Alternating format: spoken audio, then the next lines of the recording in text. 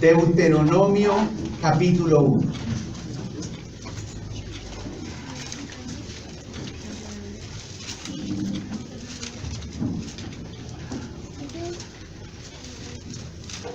Vamos a estudiar esta noche del verso 9 hasta el versículo 18. ¿Amén?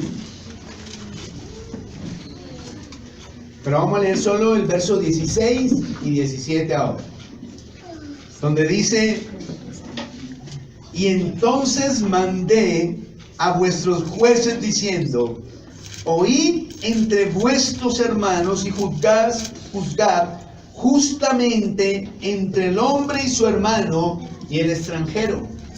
Dice: no hagáis distinción de persona en el juicio, así el pequeño como el grande oiréis. No tendréis temor de ninguno, porque el juicio es de Dios, y la causa que os resulte difícil la traeréis a mí, y yo la oiré. Amén. Tome asiento.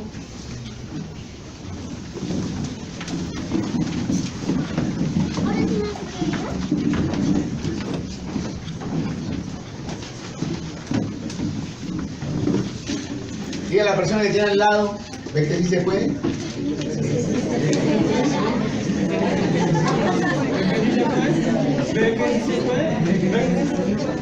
Ven que es cuestión de conchudez.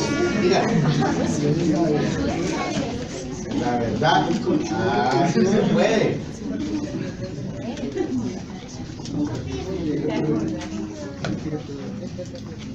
En su libro, en su cuaderno, lo que haya traído, anote: no es bueno que Moisés esté solo. Ese es el título. No es bueno que Moisés esté solo. ¿Bien? ¿Y eso por acá?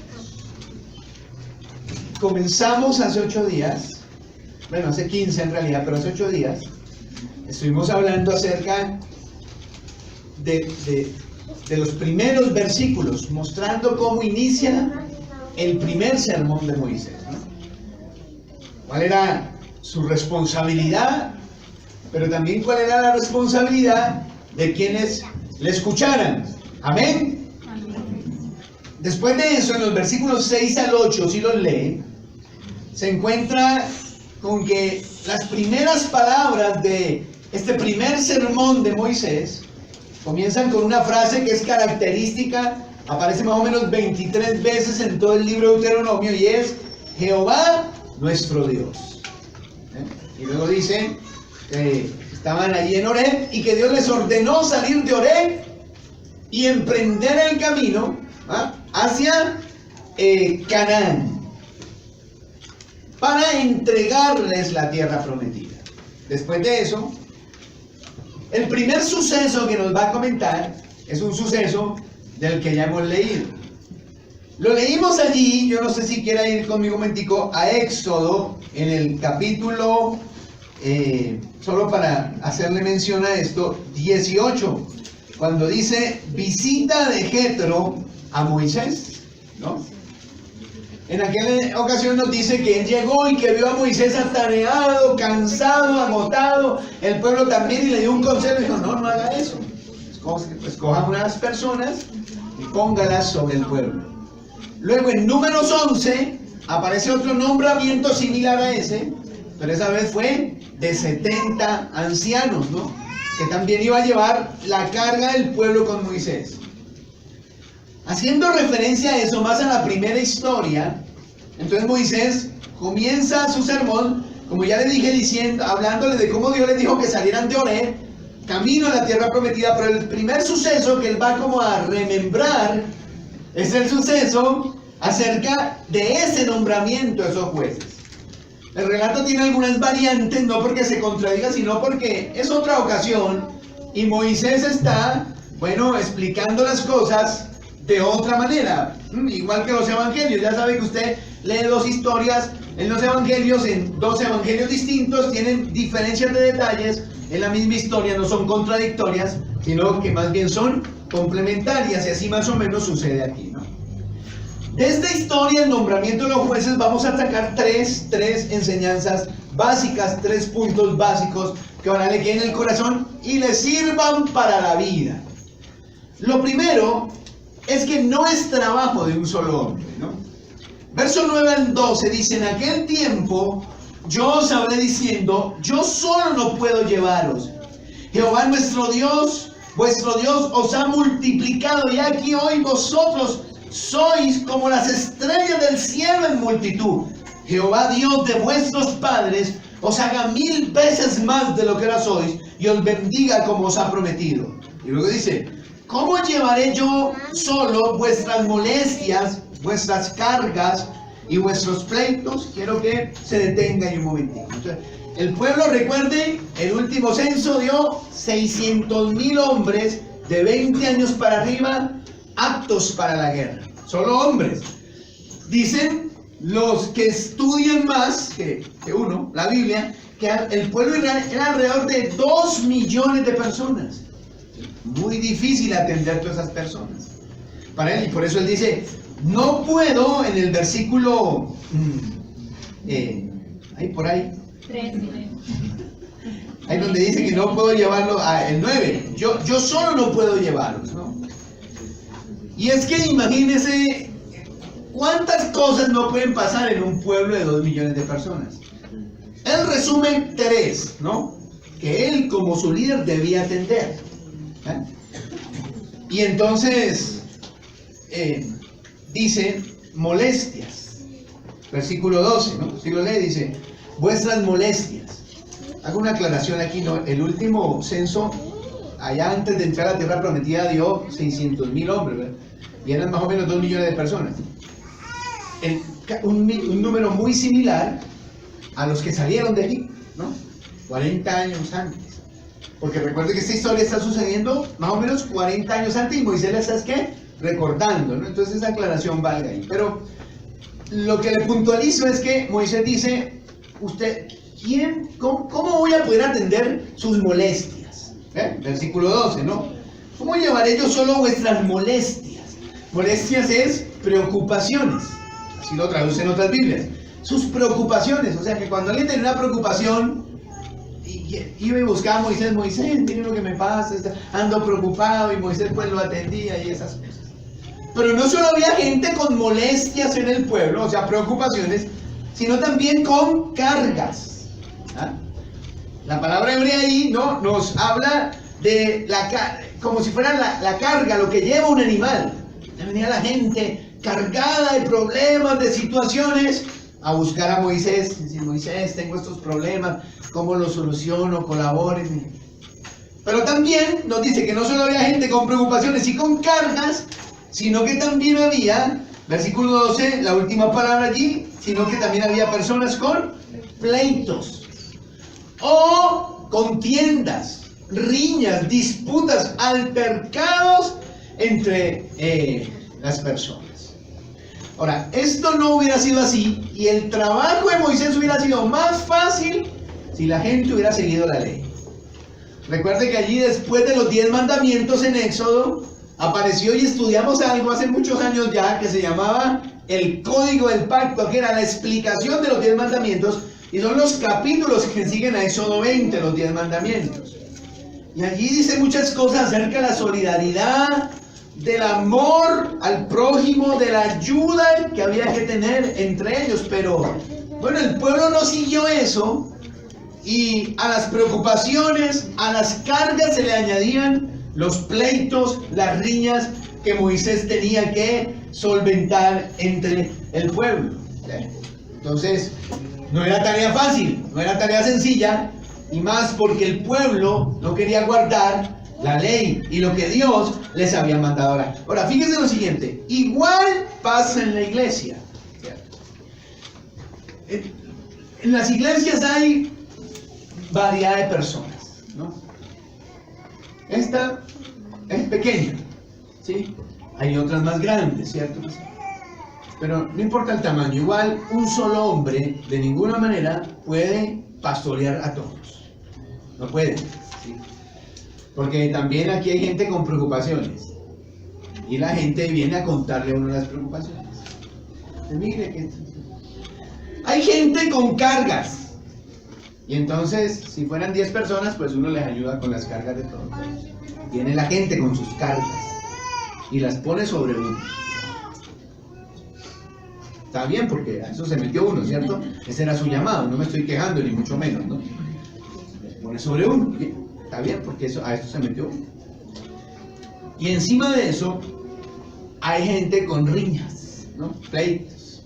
Que no me gustó, que si puso, que no puso, que miró, que no miró, que dijo, que no dijo.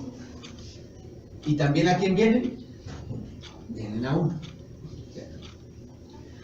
Igual que en aquel momento la tarea de uno sería más fácil si la gente igual cumpliera la ley.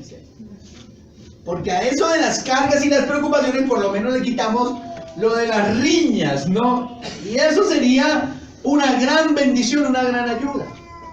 Pero eso no solo pasa aquí en esta comunidad, sino que siempre pasó desde los inicios de la iglesia. Hubo gente en riñas, en pleitos, gente que no estaba entendiendo el evangelio y la ley del amor del evangelio. Quiero que despierte un momentico Deuteronomio 1 y vaya a Hechos, el capítulo 6, el versículo 1. Mira, está recién fundadita la iglesia cristiana. Está recién fundadita la iglesia cristiana, ¿no? Versículo 1, y dice: en aquellos días, al aumentar el número de los discípulos, porque entre más grande, más problemas, hubo murmuración de los griegos contra los hebreos de que las viudas de aquellos eran desatendidas en la distribución diaria. ¿Qué hubo? Ahí, ¿qué hubo? Murmuración, dice. Entonces los unos se pusieron a hablar de los otros de los otros, y ahí ya hubo un pleito, una riña, ¿no? ¿Cómo se hubiera solucionado esto? ¿Cómo se soluciona esto? ¿Cómo se le quita esa carga al pastor, y no solo al pastor, sino a los demás hermanos que dirigen la congregación? Es sencilla la respuesta: siguiendo el evangelio, siguiendo lo que se nos ha enseñado. O sea, si nosotros siguiéramos lo que se nos ha enseñado, seríamos menos susceptibles, menos rencillosos, menos peleas, mejor la iglesia y más fácil la labor para quienes pastorean el rebaño. Porque ya no tendrían que atender, además de las riñas, las inconveniencias, las desavenencias de los hermanos, sino se dedicarían también ya a sus preocupaciones, sus cargas y esas cosas. ¿Me hago entender? Amén. Mire Filipenses capítulo 2, versículo 2 al 5. ¿Cómo se vacuna la iglesia de las riñas, de los pleitos? ¿Cómo? Ahí está una fórmula maravillosa, una fórmula que si pusiéramos en práctica, pues la iglesia sería un paraíso, ¿no? Bien lindo, bien bonito. Ahí hay 4 cosas que quiero que miren. El capítulo 2, versículo 2 al 5, que dice allí. Número 1, el apóstol Pablo dice: completad mi gozo siendo de un mismo sentir. ¿Ah? Un mismo sentir. ¿Y cuál es ese mismo sentir del que debemos ser? El mismo sentimiento del que debemos ser es el sentimiento del amor, ¿verdad? De buscar el bienestar del otro, como él va a empezar a desarrollar ahora. De ser humildes, de renunciar al yo, de pasar por alto la ofensa, de dejar de ofendernos por todo, y entonces empezar más bien a morir a nosotros mismos. Mire que él lo dice: siendo todos de un mismo sentir. Luego dice: teniendo el mismo amor, unánimes, sintiendo una misma cosa. Y luego dice: no hagáis nada por rivalidad o por vanagloria, antes bien en humildad. Entonces, número 1 le dice: sintiendo lo mismo, todos el mismo amor, todos amándose unos a otros. ¿Ah? Perdón, número 2 luego dice: siendo humildes, agachando la cabeza, pasando por alto la ofensa, dejar de ser tan delicados, tan rencillosos, tan quisquillosos, ¿no? Luego sigue diciendo un consejo maravilloso: estimando cada uno a los demás como superiores a sí mismo. ¿Cuántos problemas no nos evitaríamos si pusiéramos esto en práctica, verdad? Si miráramos al otro como superior a mí, como mejor que yo, como que bueno, usted tiene la razón, tranquilo, estoy para servirte a ti, no estoy para que me sirvas a mí. ¿Cuántas cosas, amén, no evitaríamos, hermanos, si pusiéramos en práctica sobre esas cosas? Y por último, él dice en el versículo 4, también poniendo la mira cada uno en lo suyo propio, no poniendo, la mira cada uno en lo suyo propio, sino cada cual también en lo de otros. 4 cosas nos dice ahí: un mismo sentir, humildad, ver a los demás como superiores, y número 4, viendo el interés de los demás y los deseos de los demás antes que los míos. Y si esa fórmula la aplicáramos aquí en la comunidad, en la congregación, pues tendríamos menos pleito. Pues yo doy gracias a Dios de que aquí no hay tanto pleito. Sí hay uno que otro que le gusta el pleito, ¿verdad? Y la riña y esas cosas. Pero la mayoría no, la mayoría somos personas pacíficas. Pero por si acaso, ¿no? Por si alguna vez resulta, ojalá usted lo tenga ahí anotado y diga, ya me acordé, ¿no? Tenemos que construir la comunidad y no destruirla. Tenemos que amar, tenemos que considerar al otro como superior, tenemos que ser humildes, tenemos que buscar el bien de los demás y no el nuestro, ¿no? Amén. Y así la tarea, que de por sí ya es titánica para el pastor y los líderes, sería un poco menos titánica, más fácil, más sencilla de hacer. Entonces, la primera idea es que no es trabajo de un solo hombre. La obra de Dios no la puede hacer una sola persona, sino que en segundo lugar se necesita un equipo. Esa sería la segunda idea: se necesita un equipo. El verso 15 ahora de Deuteronomio capítulo 1, el verso 15 de Deuteronomio capítulo 1, ubíquese allí por favor, donde dice: y tomé a los principales de vuestras tribus, varones sabios y expertos, y los puse por jefes sobre vosotros, jefes de millares, de centenas, de 50 y de 10, y gobernadores de vuestras tribus. Amén. Entonces, después de que Moisés le dijo eso al pueblo, él les propone una solución, le dice: mire, búsquense entre ustedes, entre las tribus, gente con las siguientes características, ¿no? Y las características eran 3. Número 1, que fueran varones, macho, varón, masculino. ¿Sí lo lee? Versículo 13: dame de entre vosotros, de vuestras tribus, varones, no mujeres. Ahora, ¿qué quiere decir eso? Que las mujeres nada, no pueden, no sí pueden. Porque recuerde que cuando los hombres no quisieron, Dios levantó mujeres. Amén. Ejemplo, Débora, ¿cierto? Todos los hombres hicieron las gallinas, unos amedrentados, miedosos ahí, y se levantó una mujer, y Dios dijo: pues ahí se levantó, vamos a usarla. ¿Está dispuesta? Vamos a usarla, ¿cierto? Como juez de Israel la usó. Que las mujeres también pueden y pueden servir al Señor y todo. Pero en este caso no, o sea, él dice, tienen que ser hombres, ¿no? En aquella época las mujeres no tenían ni voz ni voto en nada. Entonces por eso no podían ponerlas de juez. Entonces, que sean varones, dice. Luego en segundo lugar les dice, esos hombres que escojan tienen que ser sabios. Sabios quiere decir inteligentes, astutos, ingeniosos. Buenas características de un líder, ¿cierto? Alguien que va a liderar tiene que ser astuto. Pero no, astuto no quiere decir tramposo, ¿cierto? Eso es otra cosa. Los tramposos son otra cosa. Tiene que ser astuto para lo bueno. Tiene que ser inteligente. Tiene que ser una persona ingeniosa. Búsquenselo así, ¿no? Y luego le dice que tienen que ser también expertos. ¿Ven? Estamos en el 13. Varones sabios y entendidos y expertos. Su Biblia solo dice sabios y entendidos, ¿verdad? Amén. ¿Sí o no? Sabios y entendidos. ¿Qué es entendido? ¿Entendido dice o expertos? ¿No? Experto, ¿eh? Experto. Sabios experimentados. Sabios experimentados, sabios expertos, lo que sea, bueno, quiere decir eso mismo.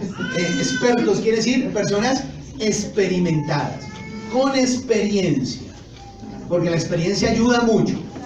¿Ah? Por ahí dicen, si los jóvenes supieran y los viejos pudieran. Dice el dicho, ¿no? Porque es verdad.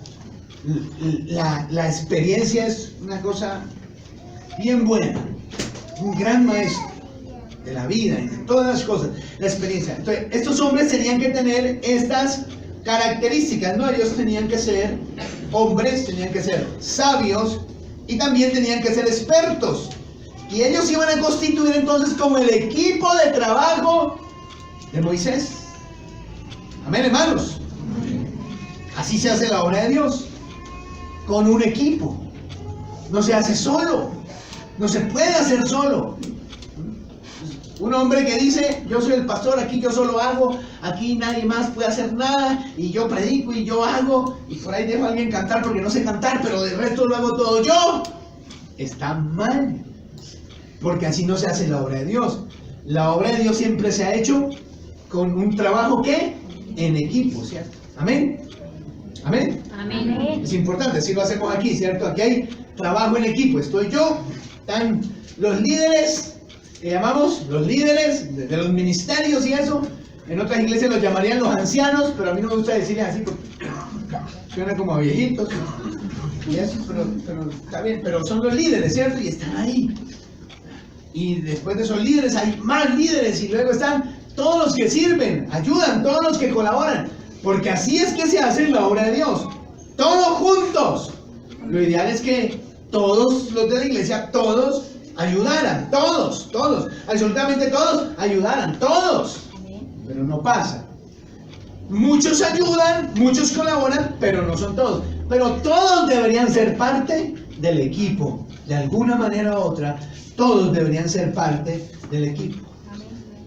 Fíjense, en el Nuevo Testamento de nuevo, volvemos a tener lo mismo. Allá en el problema que les conté de los hebreos y los griegos, cuando hubo ese problema, los apóstoles dijeron, no, nosotros no podemos dejar de predicar y de orar para dedicarnos a servir mesas de meseros. Ellos lo hubieran hecho, no hay problema, pero es que no era su prioridad. Su prioridad no era servir mesas, su prioridad era extender el evangelio, orar. Y pues no pueden, entonces dicen, entonces van a escogerse también lo mismo que dijo Moisés. Escojan entre la iglesia personas con ciertas características muy parecidas a las que Moisés también nombró aquí. Vayamos de nuevo a este texto, un momento. Hechos capítulo 6. Hechos capítulo 6. El versículo 1. Hechos capítulo 6. Versículo 1. Hechos capítulo 6. Versículo 1. Ya lo leímos. Ahora el 2 dice, entonces los 12 convocaron a la multitud de los discípulos y dijeron, no es conveniente que nosotros dejemos la palabra de Dios para servir a las mesas. Y le dice, buscad pues, hermanos, de entre vosotros a 7 varones, número 1, de buen testimonio, número 2, llenos del Espíritu Santo, número 3, y de sabiduría, a quienes encarguemos para este trabajo. Lo mismo lo nota. Ahí él dice que sean sabios, que sean llenos del Espíritu Santo y que tengan un buen testimonio, ¿no? Estos deben ser los requisitos de quienes van a ser parte del equipo de trabajo de la obra de Dios. Sean líderes, sean solo ministros, personas que sirvan, colaboren. Esas deben ser las mismas cualidades. Llenos del Espíritu Santo, llenos de sabiduría, de inteligencia y también que sean personas con testimonio. Para que no ande luego el evangelio desacreditado por ahí. Dicen, ay, pero ese es maestro de niños en esa iglesia, pero es una joyita, oye. Así hablan los incrédulos después de nosotros. ¿Sí? Ese lo paran allá en la puerta a repartir tratados, pero es terrible aquí en la cuadra, yo. Eso es terrible. Entonces no tiene que ser de buen testimonio. Luego Pablo, hablándole a Timoteo de lo mismo, de que haga un equipo. En segunda carta a Timoteo, el capítulo 2, el verso 2, segunda carta a Timoteo, capítulo 2, el verso 1 y 2, mejor, le dice algo muy similar, le dice, tú pues, hijo mío, revístete de poder en la gracia que es en Cristo Jesús. Y luego el 2 dice, y lo que has oído de mí ante muchos testigos, eso encarga a hombres fieles que sean idóneos para enseñar también a otros. En Hechos dice, que sean de buen testimonio, que sean cristianos de testimonio. El número 2 dice que sean llenos del Espíritu Santo. Y número 3 dice que sean personas llenas de sabiduría. Y luego aquí a Pablo a Timoteo le dice, pero también tienen que ser fieles, leales, gente fiel y leal. Encárgale eso a personas que sean fieles y leales y que sean aptos para enseñar. Porque la idea es transmitir ser comunicadores de un mensaje, ¿no? ¿Bien? Y ese es el equipo. Y así se hace la obra de Dios. Luego Moisés puso a esos hombres sobre grupos de miles, sobre grupos de 1000, grupos de 100, grupos de 50 y grupos de 10. Eso lo dice allí Deuteronomio. Y así organizó a las 2 millones de personas. Por grupos de 1000, por grupos de 100, grupos de 50 y grupos de 10. Así los organizó, así los administraba mejor y así se brindaba un pastoreo. La gente, bueno, ya eso más adelante, pero la gente así estaba mejor que cuando Moisés estaba haciendo todo el trabajo solo, porque pues así le estaba tocando. ¿Se fija, hermano? Amén. ¿Qué es claro entonces? Que la obra de Dios no se hace con solo unos pocos. No puede ser solo el pastor porque él quiere o porque no hay quien le ayude. Eso no puede ser así. Tiene que haber un equipo de trabajo que se conforme no solo de algunos poquitos que le meten la ficha, que ponen interés, que ponen amor, sino que el equipo de trabajo tiene que estar hecho de toda la iglesia. Esa es la voluntad de Dios, porque cada cristiano tiene que ser un ministro, porque a cada cristiano se le ha dado un don para que ejerza en la obra, porque cada cristiano se le ha dado un ministerio para que sirva a los demás dentro de la obra de Dios. Si usted no lo hace, está desobedeciendo a Dios. Si usted no lo hace, usted está desperdiciando un don, un talento que Dios le dio. Si usted no lo está haciendo, básicamente está perdiendo tiempo valioso de su vida cristiana. Tenemos que tener esa mentalidad. Si usted no puede entender que usted es cristiano solo para venir a los cultos, sentarse, escribir, mirar, no sé qué. No, usted es cristiano para servir a otros. Dios lo llamó a servir. No, es que estoy esperando que vaya un ángel y me toque la lengua y me diga, te pongo un fuego en la boca para que hable y cosas así. No, yo ando esperando tener un sueño donde Dios me diga, ¿qué quiere Él que yo haga? No, ya usted no necesita ni sueños ni ángeles que le toquen nada. Usted ya lo tiene que saber. Desde el día que se convirtió, usted fue llamado a ser salvo, pero también fue llamado a servir a los demás. Amén. A trabajar en la obra de Dios. A meter el hombro juntos. A los demás, ¿no? Pasa en la iglesia a veces que hay gente que hace 2 y 3 cosas. Son líderes de grupos, están en la alabanza y son maestros de niños. ¿Y por qué? Porque hay otros que no hacen nada.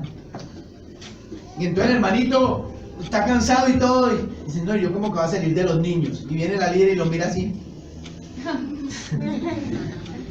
Como que no hagas eso, que nos dejan mal aquí. Bueno, hermano, yo sigo adelante, tranquilo, sí.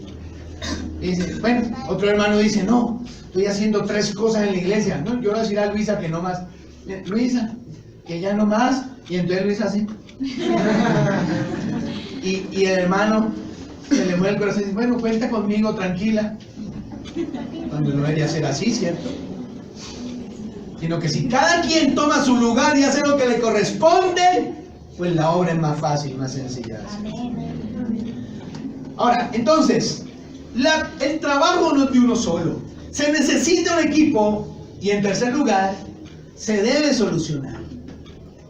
Ese equipo existe para hacer una solución.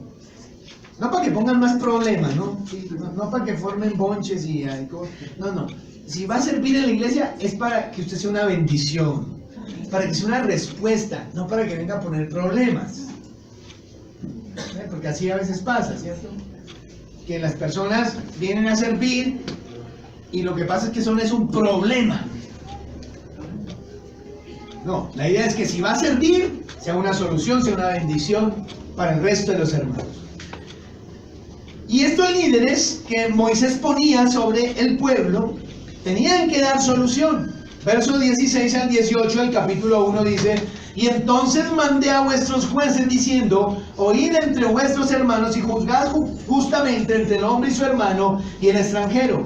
No hagáis distinción de personas en el juicio, así al pequeño como al grande oiréis. No tendréis temor de ninguno, porque el juicio es de Dios, y la causa que os resulte difícil la traeréis a mí, y yo la oiré.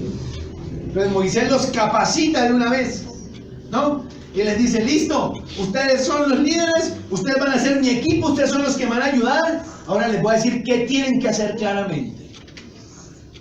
Y esto que Moisés les dice, tiene que ser una guía para los que ya lideran. Así se lidera, hermanos, teniendo en cuenta estas cosas. Pero usted dice, no, pero yo no soy líder, no importa.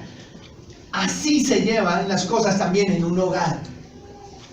¿Oyó? Así que le sirve también. Así se solucionan problemas cuando a usted le toca ser mediador. No sé si algún día le ha tocado ser de pacificador, de mediador, que hay dos agarrados en un problema terrible allá en el barrio, en la empresa, y usted es el que se pone ahí como que a hacer las paces. Y entonces va donde el uno y le dice, no, pero venga, no se ponga así tan... Si quiere yo voy a hablar con el otro. Y, no, bueno, entonces ya, y usted va donde el otro y dice, ay, muy malentendidos. Quítate los guantes, no seas así. Y usted va y los reúne y habla. Ahora, ¿cómo se hace eso? ¿Cómo se hace eso? Moisés se los dice aquí. Entonces, tres cosas les reitero. Usted que ya está liderando, así se lidera, como Moisés le está diciendo a ellos. Usted que no es un líder aquí en la iglesia, ¿no? Ni en ningún otro ámbito de la vida, pero tiene un hogar, tiene una casa, así se dirige una casa. Como Moisés le está diciendo a estos hombres que hagan su liderazgo. Y si no tiene casa ni nada, pues cuando le toque mediar en alguna situación, así es que se media en las situaciones. Él dice 5 cosas aquí, muy importantes en esos 2 versículos. La primera, en el versículo, ¿estamos qué?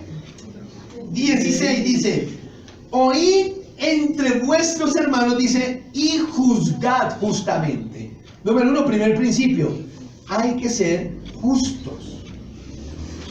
La justicia es tan difícil a veces, ¿cierto? Pero usted debe procurar darle a cada quien lo de cada quien.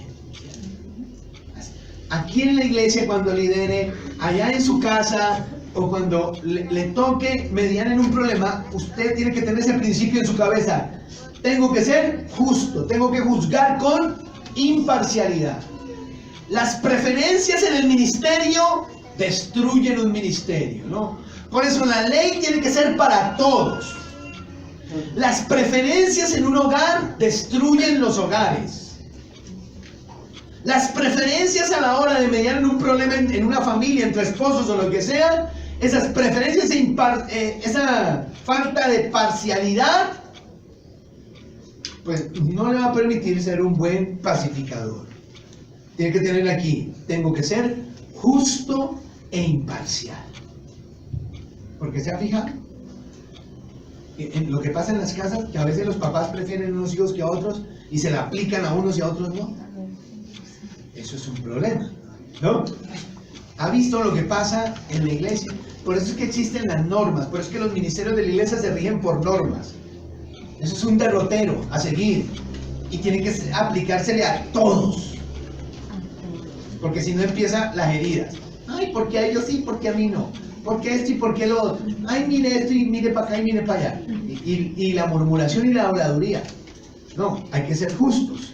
Bien, número 2. Muy parecido, no tener preferencias. Él les dice ahí, no hagan distinción de personas. Sean justos. Número 2, no hagan distinción de personas. No hagan distinción de personas. A todos lo mismo, a cada cual lo que es. No prefieran a unos por encima de otros. ¿Ya? Número 3, oír a todos. Porque él dice allí, vamos leyendo, dice, oíd entre vuestros hermanos y juzgad justamente entre el hombre y su hermano y el extranjero. No hagáis distinción de personas en el juicio. Así al pequeño como al grande oiréis. Hay que escuchar. Un líder tiene que aprender a qué, a oír, escuchar. Allá en su casa, el papá, la mamá tiene que aprender a escuchar. Y aún más cuando usted vaya a mediar en un problema, sucede mucho cuando hay problemas de pareja, ¿no? Todos nosotros nos gusta contar las cosas a nuestra manera. Y entonces le ponemos matices y cositas y un cierto sesgo, cosa que nosotros salgamos bien librados. ¿Cuántas veces no me ha pasado a mí eso? Que viene alguien, me dice, mira lo que pasó y me hizo y me puso y me quitó y guau, guau, guau, y todas las cosas. Y yo termino ahí, ¡qué infeliz! El otro, ¿no? Y entonces luego le digo, no, pero si puedo hablar con ¿puedo hablar con su esposo o puedo hablar con su esposa? Claro, entonces dígale que venga, que entonces viene. Y el infeliz me cuenta. Y cuando el infeliz me cuenta, digo, pero eso usted no me lo dijo. Así no me lo, ¿por qué no me contó eso? Hay que oír a todos. Eso es muy bueno cuando uno va a mediar en un problema. No puede quedarse solo con la versión de uno. Tiene que oírlos a todos. El líder aprende a oír a todos.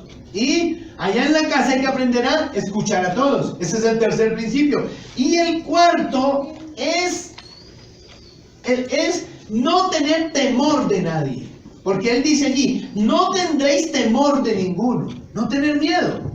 Sucede que cuando usted como líder o papá va a tomar una decisión, a veces no se toma porque uno tiene miedo de la reacción de la gente. ¿Le pasa? Dice, no, cuando yo haga eso mi esposa me mata. Luego no me habla, luego hasta me deja mi esposa. Entonces usted se queda ahí como que, mejor no. Y como líder en la iglesia pasa muchas veces. Que usted va a tomar una decisión, y usted se pone a pensar, pero donde yo haga eso, a fulano y a fulano no le va a gustar. Y ahí es donde uno se acuerda que no debe temer a la gente. Las decisiones que benefician a la mayoría se toman, así no le gusten a algunos.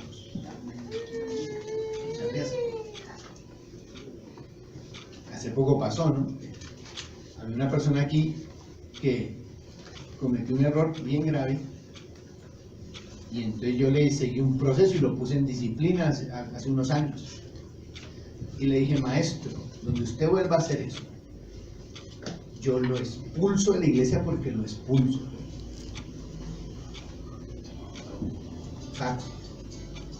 Y no crean que yo dije eso, pero por dentro me achaché. Porque dije, ¿cómo hago eso? Sí, o sea, ¿qué van a decir los hermanos? Pero yo lo dije y según yo pensé que no iba a tener que hacerlo. Cuando pasó, volvió a hacerlo. Y yo dije, esto puede ser un problema. Pero yo lo dije. Y si no lo hago, quedo peor. Y me tocó expulsar. De hecho, es la primera vez que pasa aquí en la iglesia. No, tranquilo, no que aquí estemos expulsando gente a toda hora. No, que eso no, eso tiene que ser un proceso y ya una cosa que uno vea que la comunidad está en peligro, ¿sí? Y que hay un real peligro ahí. Que eso que esa persona hace puede afectar gravemente a la comunidad. Que ya a uno le toca. Y esa decisión no es fácil. ¿Usted cree que es sencillo eso? Esa decisión no es fácil. Pero toca hacerlo. Porque hay que hacer respetar la iglesia. Y hay que cuidar a los demás. Pero a veces uno no toma decisiones porque tiene que miedo. Ay, ¿qué va a decir fulano? Ay, ¿qué pasará? ¿Será que se va? ¿Y si se va de la iglesia? Y uno enseguida se acuerda, ese es el costo de ser líder, la decisión. Uno debe tomar decisiones y la mayoría de decisiones le gustan a algunos y a otros no. Pero igual hay que tomar. Que es que a mí no me gusta que... Hermano, usted tiene dos opciones, o se sujeta a la autoridad que Dios le dio, o pues usted mira a ver qué hace con su vida. Pero usted no puede venir aquí a hacer la suya, porque aquí hay autoridades. ¿Sí me va a entender, hermanos? Amén. Tranquilo, aquí no es que seamos Hitler, no, tampoco. No estoy diciendo, uy, esto aquí es como el ejército, hermano. No, tranquilo, tampoco, ¿sí? Pero es que hay momentos donde toca. Y ahí, ¿cómo me gustó cuando leí eso? No tendréis temor de ninguno. ¿Qué es que no me gusta y me voy? Es que a mí no me parece y entonces me voy a ir. Tú verás. ¿Sí? que tener temor de Dios. El otro principio, que sería el ¿qué? El quinto, es que la razón por la que no debemos tener temor al tomar decisiones es porque Dios nos respalda. ¿Ve? Ahí sigue diciendo, no tendréis temor de ninguno porque el juicio es de Dios, dice ahí. Eso que el juicio es de Dios quiere decir algo como que la decisión que tomes es la decisión de Dios, o algo así como que Dios respalda lo que tú decidas. Eso le está diciendo Moisés a los líderes. Tranquilo, Dios va a respaldar lo que ustedes decidan. No le tengan miedo a nadie. Eso es otro, ¿no? Líderes, las decisiones que tomamos en Cristo, en el Señor, guiados por la palabra de Dios, son respaldadas por Dios. Papás, hombres, varones, recuerden que ustedes son cabeza y Dios respalda la cabeza de los. Amén. ¿No? Amén, hermanos. Amén. Y cuando le toque mediar en alguna situación con alguien, piense, Dios me está respaldando. Amén. Dios me va a ayudar a solucionar, me va a ayudar a hacer la paz entre estas personas.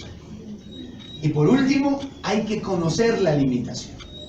Porque Él le dice, ya para terminar, y la causa que os resulte difícil, la traeréis a mí y yo la oiré. Hay que conocer sus limitaciones. Los líderes tienen que conocer su límite. Hay decisiones que solo corresponden al pastor. Hay decisiones y hay problemas entre hermanos que los debe tratar el pastor. Hay otros que los pueden tratar ellos. Ah, que la hermana le jaló el pelo a la otra y que, hermana, hágale usted, sí. No me traiga aquí esa niñada que le jaló el pelo a la otra que le digo, y no sé qué, trátele usted, sí, tenga. Ah, pero es que el hermano está haciendo esto, y esto es grave, padre. Ah, venga para acá. Dígale que venga. Y yo trato esa situación. ¿Ven? Hay que conocer su límite. Hay cosas en los hogares que requieren de la asesoría de otro. Algo que supera al papá y a la mamá. O sea, yo ya no sé qué hacer, no sé cómo hacerlo. Pues busque ayuda. Hay que conocer su límite. Amén. Hay problemas que usted le queda grande solucionar. Pues tiene que entender que hay un límite. Y cuando usted llega a su límite, diga, auxilio. Help me, help me, help me. Socorro, ayúdame. Y pida ayuda. Yo muchas veces le he dicho, ¿cierto? El pastor de la iglesia no tiene que andar en la casa de todos los hermanos. De más que si quisiera no puede. Porque eso es una labor. Pero eso no quiere decir que el pastor de la iglesia no deba atender personas. Yo semanalmente estoy atendiendo personas que vienen, me comentan, me dicen cosas así, ¿sí? Porque yo considero que debo hablar con ellos, yo, y no dejarle eso a nadie. Porque cada uno tiene que conocer ¿qué? Su límite. Bien, ¿las anotó? Téngalas ahí. Así se lidera, hermanos. Así se maneja una casa. Y así, teniendo en cuenta esas cosas, se hace de pacificador cuando se requiere. Entonces, ya para terminar, ¿qué vimos? Que la obra no se puede hacer solo. El pobre Moisés no podía. Él mismo dijo, yo no puedo solo. ¿Qué decir el pastor? Yo no puedo solo. ¿Qué más sigue ahí? Se necesita un equipo. Entonces Moisés dijo, no, provéanme un equipo, ayúdenme y provéanme un equipo. Y es lo que el pastor anda en esa tarea constantemente, en proveerse de un equipo. Y el equipo debería ser toda la iglesia, y no 70 o 80 nomás, sino toda la iglesia. ¿Y qué vimos por último? Que ese pastor o ese líder, bueno, digamos principal, pues digámoslo así, y ese equipo existe para solucionar. No estamos aquí para hacer un problema, ni para generar más problemas, estamos aquí para hacer solución. y para solucionar las situaciones que se presentan en la iglesia. Sea aquí, sea usted como padre de familia, también le sirve, o como mediador en algún conflicto. A usted le sirve eso. Amén. Oremos al Señor. Padre, te bendecimos esta noche. Te damos gracias por tu palabra. Quiero pedirte que tú te glorifiques, que tú bendigas, Señor, a los hermanos que hoy vinieron a este lugar a aprender tu palabra y a recibir una guía para sus vidas cotidianas, Señor. Yo te pido, por favor, que lo que hoy hemos estudiado aquí, lo que se ha dicho aquí, les ayude, Padre Santo, les ayude el día de mañana, la semana que viene, cuando los desafíos se presenten, ellos puedan recordar esta palabra y tener una guía, Padre, sobre la cual guiar, llevarse, Padre. Gracias. Dios mío, muchas gracias te damos por esta noche. En nombre de Jesús. Amén y amén.